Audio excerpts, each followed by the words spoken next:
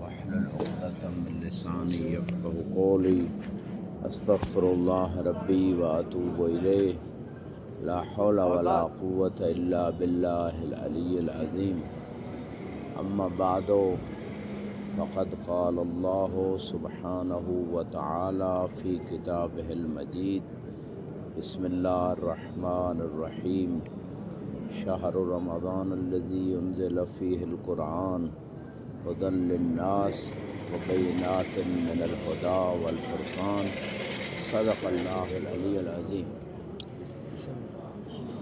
رمضان مبارک وہ مہینہ ہے کہ جس میں قرآن نازل کیا گیا لوگوں کی ہدایت کے لیے، ہدی للناس۔ للناس الف لام جب داخل ہو جائے تو عموم ہے اس میں، یعنی سب لوگوں کی ہدایت کے لیے۔ اب ایک کوشچن ہے یہاں پہ، اللہ نے قرآن کو تمام لوگوں کی ہدایت کے لیے نازل کیا ہے، لیکن یہ تمام لوگ ہدایت لیتے تو نہیں۔ دوسرے مقام پہ ارشاد ہوتا ہے سورہ بقرہ میں ذالک الکتاب لا ریب فیہ ھدی للمتقین، کہ یہ کتاب جو ہے یہ قرآن کس کے لیے ہدایت ہے؟ متقین کے لیے۔ اب کوئی جیسے نواقض قرآن ایک بندے نے لکھا تھا امام عسکری علیہ السلام کے زمانے میں، کتاب لکھ دی کہ قرآن میں تو تراکزات ہیں، ادھر قرآن کہہ رہا ہے کہ تمام لوگوں، مثال ایک میں یہ دے رہا ہوں، اس نے بہت ساری آیتیں جمع کی تھیں، ادھر قرآن کہہ رہا ہے کہ لوگوں کے لیے ہدایت ہے اور دوسری طرف کہہ رہا ہے کہ یہ تو متقین کے لیے ہدایت ہے، تو یہ تو بات سمجھ سے باہر آئی۔ اچھا، بڑے لوگ متاثر ہوئے کہ بڑی کتاب لکھ دی، جب قرآن کا رد لکھ دیا اس نے، لیکن جس کے پاس وہ مسئلہ لے کے آئے جو وارث قرآن تھا، اس نے کہا، امام نے فرمایا کہ اس سے جا کے ایک سوال بس کرو، زیادہ سوالوں کی ضرورت نہیں، اس کی پوری کتاب پہ کانٹا لگے گا۔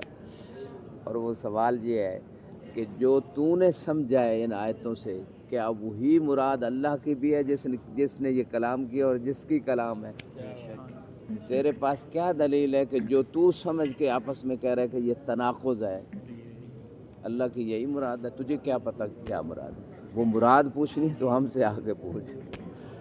تو مقصد کہنے کا، اس نے جب یہ بات اس بندے سنی تو اس نے کہا یہ تیرا سوال نہیں، یہ اس ہستی کا سوال ہے کہ جن گھروں میں قرآن نازل ہوتا ہے۔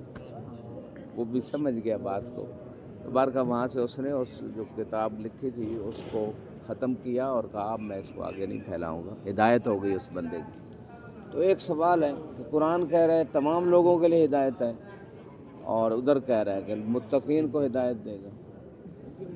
اس میں تھوڑے سے اس اشکال کو ایکسپینڈ کرنے کے لیے، وسیع کرنے کے لیے ایک اور مثال بھی دے دیتا ہوں، حصے مثال۔ دیکھیں، سورج تمام چیزوں کو روشنی دے رہا ہے، تمام چیزوں کی طرف سورج سب پہ طلوع ہوتا ہے، لیکن اس سورج سے جو بینیفٹ ہے، جو فائدہ ہے، وہ مختلف ہے۔ آج کے دور میں مثلا ابرز مثال ہے کہ جو لوگ سورج سے دور رہتے ہیں، شعاعیں نہیں لیتے ڈیلی بیسس پہ، تھوڑی زیادہ شعاعیں 15-20 منٹ ہونی چاہیے، ڈائریکٹ شعاعیں اس کی، ان کی ہڈیوں کے مسئلے آ رہے ہیں، یہ جو بونز کے پین آتے ہیں، جوڑوں کے مسائل ہیں، یہ سب جو لوگ بند گھروں میں ہمیشہ رہتے ہیں نا، ان کو دھوپ نہیں لگتی، یہ ان لوگوں کو ہڈیوں جوڑوں کے مسئلے زیادہ آ رہے ہیں۔ تو خدا نے سورج میں جو وٹامن رکھے ہے ڈی، وہ جو آج لوگ ٹیبلٹ کی شکل میں لے رہے ہیں، وہ وٹامن ڈی جو ہے وہ جوڑوں اور ہڈیوں کے لیے بہت ضروری ہے، اور اس وٹامن کے بغیر یہ ہڈیاں یہ آگے صحیح یعنی مضبوطی میں نہیں رہ سکتی، یہ کمزور ہو جاتی ہیں۔ تو لوگ میڈیسن لے رہے ہیں، میڈیسن کا اتنا فائدہ نہیں، الٹا سائیڈ ایفیکٹ ہے، اس کا بہتر حل وہی طبی۔ اب سورج جو ہے وہ روشنی سب کو دے رہا ہے، ٹھیک ہے نا، اور وہ سورج جو ہے حرارت بھی دے رہا ہے، لیکن ہر ایک فائدہ مختلف لے رہا ہے۔ اگر خدا نخواستہ کسی گندگی کے ڈھیر پہ ہیٹ آ جائے نا تو وہ بدبو شروع ہو جاتی ہے وہاں سے، اور اگر وہی ہیٹ سورج کی کھجور پہ آ جائے تو پک جاتی ہے اور بندے کھاتے ہیں اور انرجی آتی ہے، ٹھیک ہے، تو فائدہ مختلف ہے۔ اسی طرح جیسے اللہ نے سورج سب کے لیے بنایا ہے، کسی خاص کے لیے مختص نہیں ہے۔ اور یہاں پہ مجھے ایک حدیث یاد آ گئی ابن عباس سے نہیں، عباس رسول خدا کے چچا سے ہیں، اس میں لمبی حدیث ہے کہ بأي شيء فضلتم علينا، یہ آپ کی طلب تھی، میں کبھی کبھی ٹچ دے دیتا ہوں کہ آپ کو فضیلت جو اہل بیت کو، محمد وآل محمد کو ہمارے اوپر فضیلت، چچا کہہ رہے ہیں ہمارے اوپر فضیلت ہے، کس وجہ سے فضیلت ہے؟ بأي شيء فضلتم علينا، تو رسول خدا نے ایک لمبا قصہ بیان کیا، اس میں ایک جملہ سورج کے ریلیشن سے میں عرض کر رہا ہوں۔ ثم خلق نور الحسن، پھر اللہ نے امام حسن علیہ السلام کا نور خلق کیا، وخلق من نور الحسن الشمس، پھر اللہ نے امام حسن کے نور سے سورج کو خلق کیا، والحسن افضل من الشمس، اور حسن شمس سے افضل ہے۔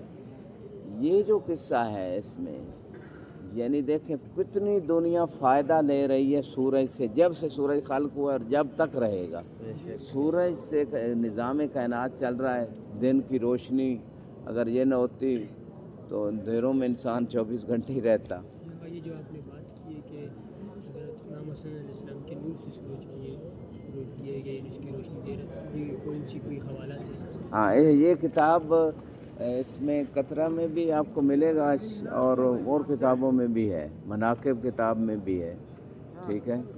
تو یہ آپ جب سرچ کریں گے یا مجھے میسج کیجیے گا، میں آپ کو سینڈ کر دوں گا پورے اس کے حوالہ جات، یا آپ سرچ کریں گے گوگل پہ تو آ جائے گا آپ کے پاس، ایک لمبی حدیث ہے، یہ تو میں نے ایک ٹکڑا سورج کے حوالے سے بیان کیا، ٹھیک ہے۔ تو یہ جو ہے یعنی امام حسن علیہ السلام وہ ہستی ہے کہ جن کے نور کی خیرات سے سورج بنا، اور سورج پوری کائنات کو جو ہے نا وہ روشنی کی خیرات اور حرارت کی خیرات بانٹ رہا ہے۔ تو یہ ان ہستیوں کا مقام ہے۔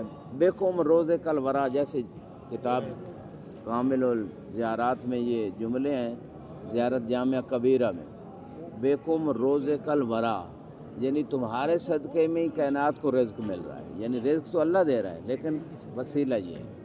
تو اب وہ کائنات میں صرف انسان نہیں ہے، وہ سورج بھی انہی کے صدقے سے وہ روشنی کی خیرات لے رہا ہے۔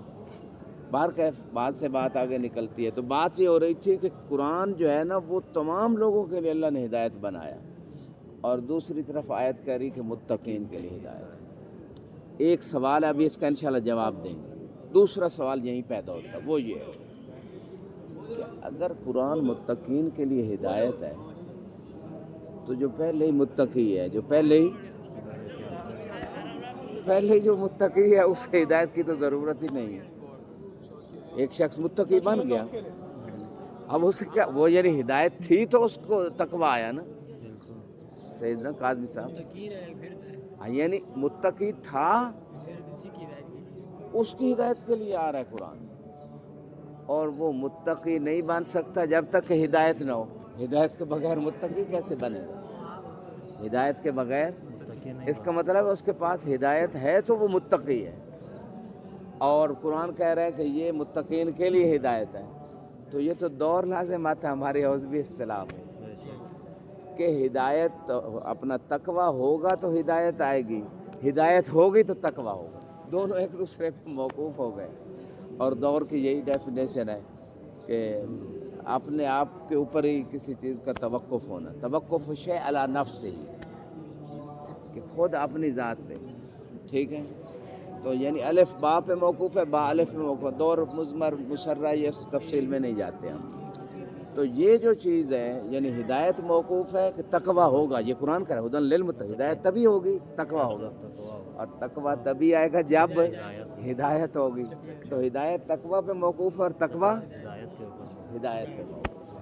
تو یہ دو سوال ان دو آیتوں میں یہاں ہم ایز اے طالب علم جب سوچیں گے تو یہ دو سوال ہیں، ان دونوں کا آپ جواب یہاں پہ عرض کرتے ہیں۔ پہلا سوال، قرآن کہہ رہا ہے تمام لوگوں کے لیے ہدایت، پھر کہا متقین کے لیے ہدایت۔ اللہ رحمان بھی ہے اور رحیم بھی ہے، رحیم کس کے لیے ہے؟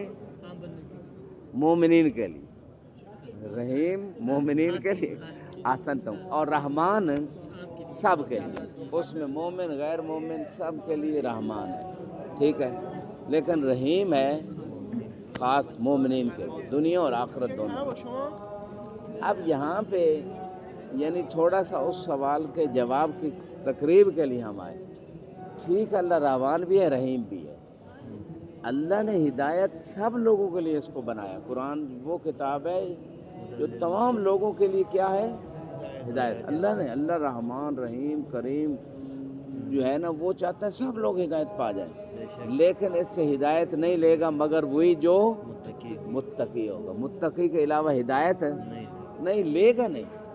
مثلا مثال کے طور پہ اب دنیا میں کتنے عدد آبادی ہے؟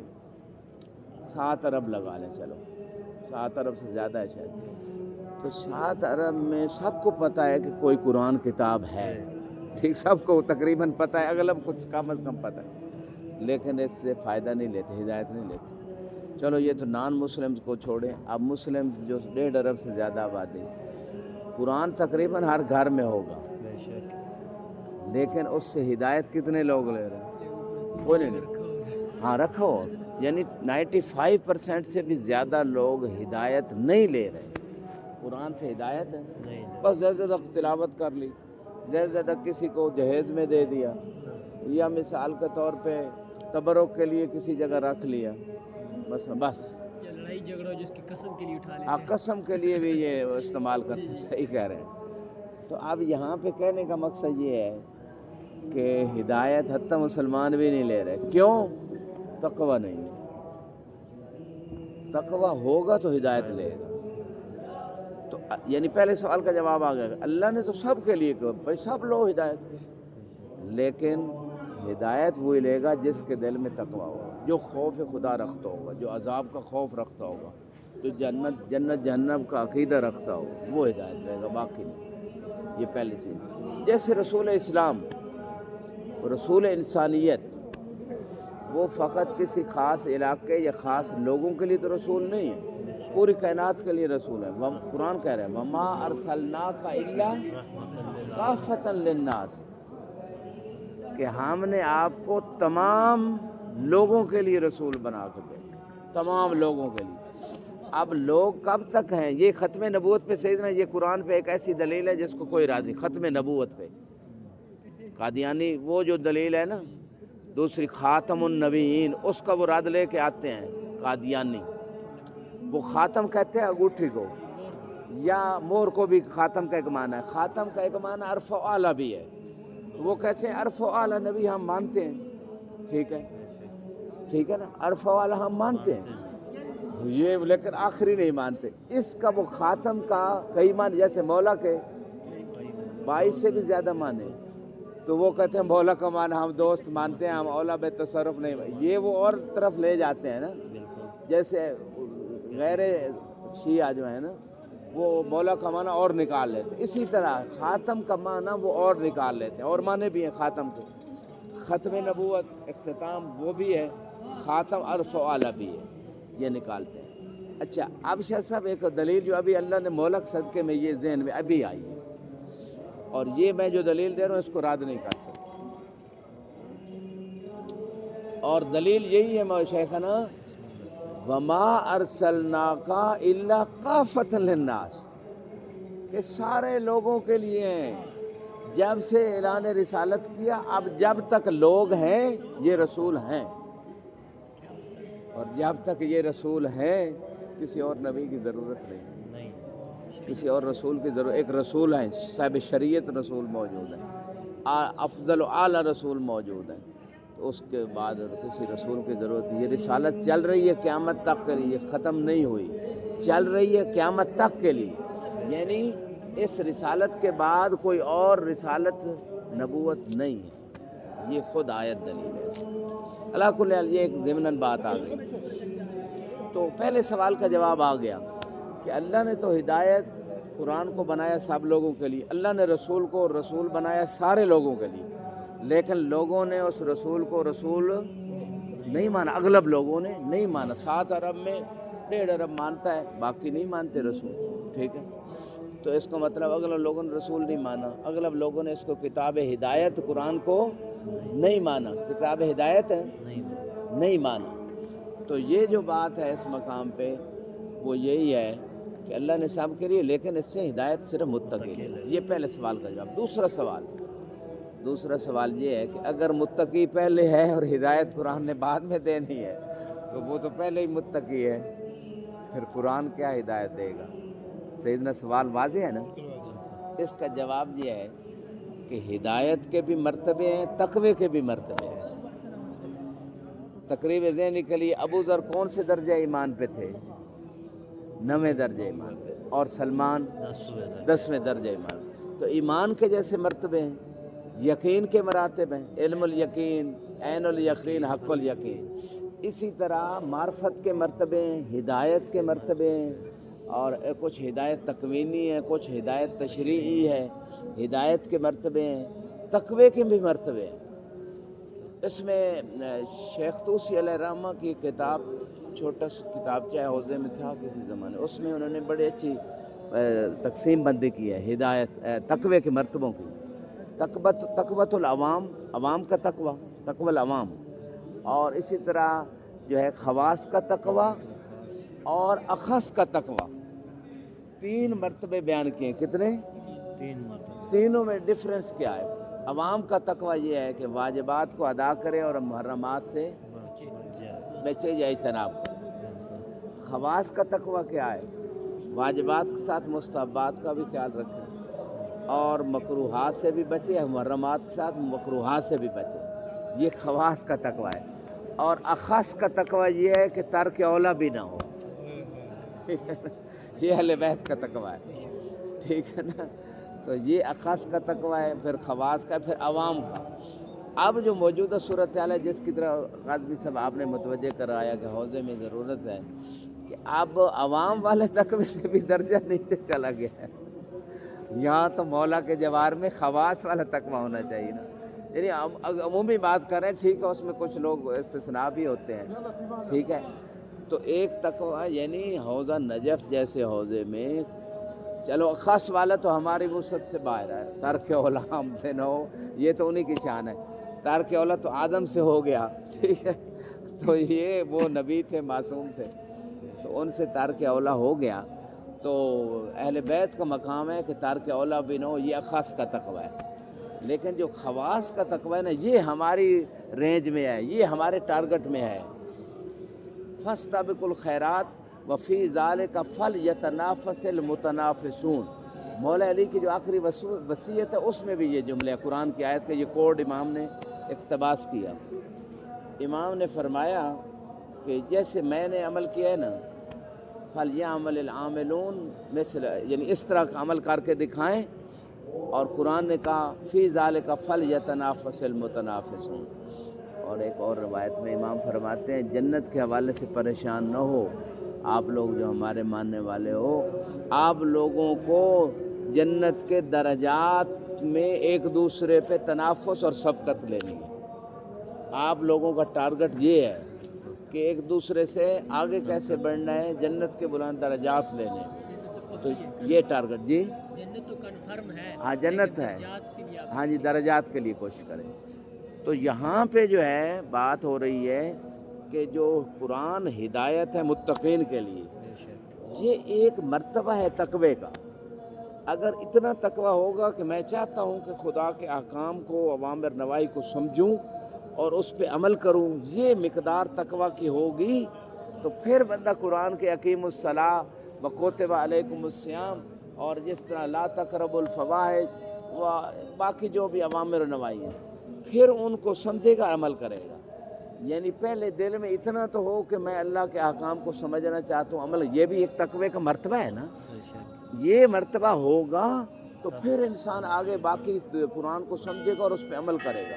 और अगर ये मर्तबा ही नहीं है, और चाहता ही नहीं है कि मैं कुछ करूँ, चाहता ही नहीं है कि खुदा के अहकाम को समझूँ और उस पर अमल करूँ, इतना तकवा ही नहीं, तो वो क्या सिफा हिदायत लेगा? नहीं लेगा। अब एक बात हाशिया मुल्ला अब्दुल्ला की है जो आपके ज़हनों में होगी। हिदायत को उन्होंने खुतबा की शरह में ना हिदायत के 2 माने किए हैं। ہدایت کا ایک معنی ہے اراۃ الطریق، راستہ دکھا دینا، اور دوسرا معنی ہدایت کا ہے ایصال الی المطلوب، کہ مطلوب تک پہنچا دینا. ٹھیک ہے، مثلا کوئی حرم کا راستہ آپ سے پوچھے، ظاہر آیا ہو نیا بندہ، تو آپ اسے راستہ بتا دیتے ہیں کہ یہاں سے یوں جائیں اور وہاں سے یوں جائیں، شہر رسول ہے، اتنا سفر ہے، آگے سامنے گنبد نظر آئے گا، یہ راستہ ہے، آپ حرم چلیں. یہ ہے ہدایت، لیکن اراۃ الطریق ہے، راستہ آپ نے دکھا دیا. دوسرا یہ کہ بندہ آپ کو ملا، اسے پتہ نہیں تھا، آپ بھی حرم جا رہے تھے، آپ نے کہا میں آپ کو ساتھ لے جاؤں، آپ اسے ساتھ لے کے حرم تک آپ نے پہنچا دیا. یہ ہے ایصال الی المطلوب. تو یہ ہدایت کے دونوں معنی ہیں. یہ اہدنا الصراط المستقیم میں جو غیر شیعہ ہیں وہ کیا کہتے ہیں؟ پروردگار ہمیں سیدھا راستہ دکھا. یہ نہیں کہتے کہ وہ ہمیں اس پہ قائم ہے. جو شیعہ ہیں وہ کہتے ہیں کہ ہم نے دیکھ تو لیا، غدیر کو بھی ہم نے دیکھ لیا ہے، ٹھیک ہے، ہمیں پتہ ہے کہ صراط مستقیم علی ابن ابی طالب ہے، ان کی سیرت ہے، ان سے دین لینا ہے، باب مدینۃ العلم ہے، انہی سے علم لینا ہے. تو یہ ہم نے دیکھ لیا ہے، لیکن یہ نہ ہو کہ کل کو ہم پھر کسی لالچ میں آ کے ادھر چلے جائیں، ٹھیک ہے، سقیفے کی طرف نہ چلے جائیں. لہٰذا ہمیں اس پہ سیدھے راستے پہ صراط قائم رکھ، ٹھیک ہے نا، ہمیں بھٹکا نہ دینا کہیں، ٹھیک ہے نا. یہ ہے ساری جو ہے نا فرق یعنی ہدایت کا. اور یہاں پہ جو ہے ایک اور مثال بھی میں حصی مثال دے دیتا ہوں. ایصال الی المطلوب. ایک بدو آیا رسول خدا کی خدمت میں اور کہا یا رسول اللہ، یہ جو قرآن میں آیت آئی ہے وَاعْتَصِمُوا بِحَبْلِ اللَّهِ جَمِيعًا وَلَا تَفَرَّقُوا، اللہ کی رسی کو مضبوطی سے تھام لو اور تفرقے میں نہ پڑو. یہ جو آیت ہے اس میں اللہ کی رسی تو بتائیں تاکہ ہم اس کو پکڑ لیں اور تفرقے میں نہ پڑیں. ہمیں رسی کا تو پتہ نہیں. اب یہ ایصال الی المطلوب کی یعنی تطبیق ہے، دکھایا نہیں، پہنچا دیا رسول خدا نے. فاخذ ید عرابی، عرابی کا ہاتھ پکڑا، آپ عرابی نہیں ہے لیکن ہاتھ پکڑا اسی طرح. وجعل علی کتف امیر المومنین، رسول خدا نے اس عرابی کا ہاتھ پکڑا اور مولا علی کے کندھے پہ رکھا. قال ھذا حبل اللہ فاعتصم بہ، یہ اللہ کی رسی ہے، اس کا دامن تھام لو. یہ ہے ایصال الی المطلوب، ٹھیک ہے نا.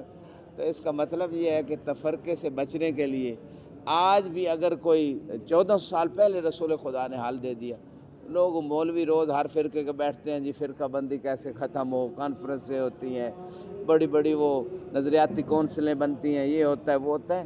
اس کا فقط ایک ہی سلوشن ہے کہ بھائی جو رسول خدا نے سلوشن دیا تھا، علی کا دامن قرآن کے ساتھ اہل بیت کا دامن پکڑ لو، فرقے سارے ختم ہو جائیں. بے شک بے شک. تو یہ مختصر سا واقعہ چاند ایک چیزیں آپ کی خدمت میں پیش کی، زیادہ دیر بھی مزاحم نہیں ہوتا. تو نتیجہ یہ نکلا پوری بات کا کہ قرآن اور رسول خدا سب کے لیے ہادی بن کے آئے، سب کی ہدایت کے لیے، لیکن اس سے ہدایت متقی لے گا. اور تقوی کا ایک مرتبہ ہے، وہ اگر ہوگا تو پھر اگلی ہدایت بھی ملے گی، اگر وہ نہیں ہوگا تو وہ نہیں. اب یہاں پہ بات جب آئے گی یہ تقوی کی، قرآن ھدی للمتقین ہے اور علی امام المتقین، ٹھیک ہے. اور شاہ صاحب اس کی تعویل جو باطن میں ہے، ایک تو ظاہر قرآن ہے کہ ظاہر قرآن صامت جو ہے نا وہ متقین کے لیے ہدایت ہے. اب باطن یہ ہے روایت میں ذالک الکتاب لا ریب فیہ ھدی للمتقین، وہ کتاب جس میں شک نہیں ہے اور جو متقین کے لیے ہدایت ہے، روایت کہتی ہے وہ کتاب علی ابن ابی طالب.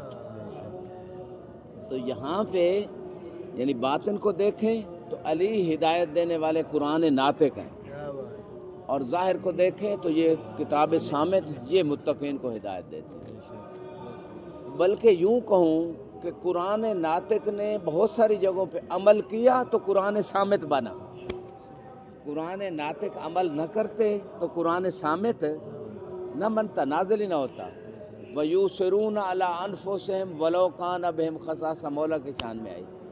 300 آیتیں اہل سنت نے جمع کی ہیں مولا علی کی شان میں، اور 1000 آیت وہ شاید آپ کی کتاب 1000 آیت نزلت فی علی ابن ابی طالب. سید ہاشم بہرانی 1000 آیتیں انہوں نے جمع کی، کچھ نے اور بھی اس سے زیادہ جمع کی مولا علی کی شان میں. سورہ دہر ان کی شان میں بہت سارے، انما یرید اللہ. تو یہ عمل کرتے گئے، قرآن بنتا گیا.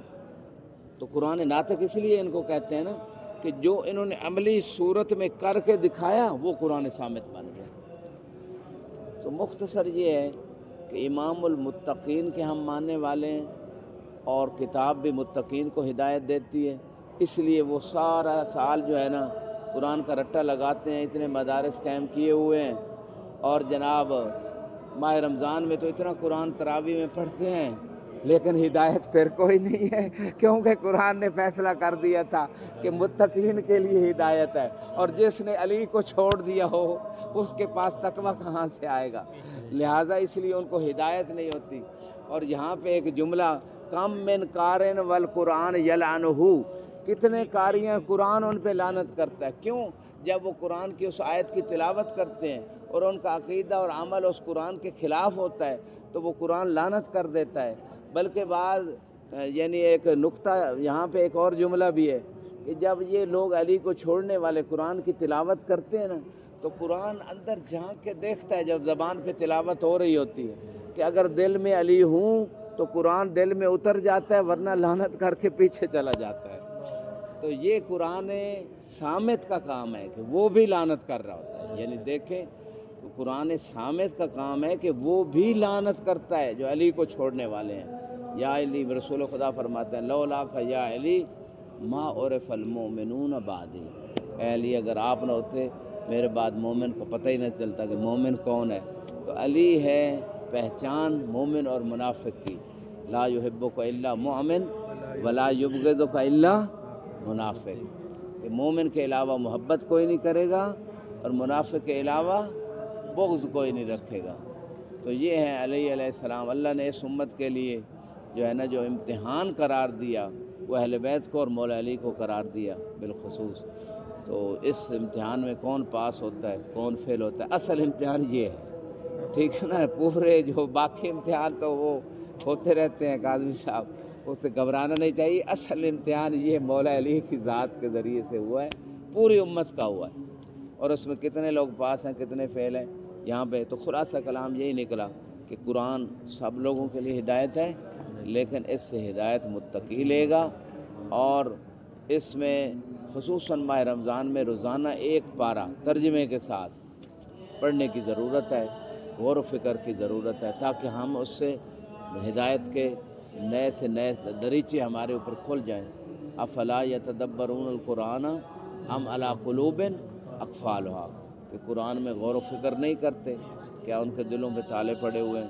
تو دلوں کے تالے کھولنے کے لیے بھی، اور یہ مہینہ بھی قرآن کا ایک آیت کی تلاوت، پورے قرآن کی تلاوت کا ثواب ملتا ہے۔ اتنا بڑا پیکج کسی اور دین میں بھی نہیں ہے، کسی اور مہینے میں بھی نہیں ہے، ایک آیت پورے قرآن کی تلاوت۔ اس میں آسان بات ہے، موبائل پہ چلو سنتا رہے ساتھ پڑھتا رہے، سننے کا بھی ثواب ملے گا، پڑھنے کا ڈبل ثواب ہے ویسے اگر ٹائم۔ وآخر دعوانا ان الحمدللہ رب العالمین، پروردگار سے دعا گو ہیں کہ یہ جو صبح کے ٹائم کی مولا علی علیہ السلام کے قبر کے جوار میں ہمیں توفیق پروردگار عطا کی ہے، یہ توفیق باقی رکھنا، ہمارے گناہوں سے درگزر فرما، ہمارا خاتمہ بالخیر فرمانا، شفاعت اہل بیت نصیب فرما۔